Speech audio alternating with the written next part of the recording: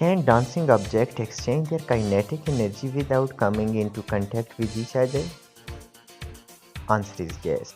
Obviously, objects can exchange their kinetic energy with each other in the presence of field force during their motion.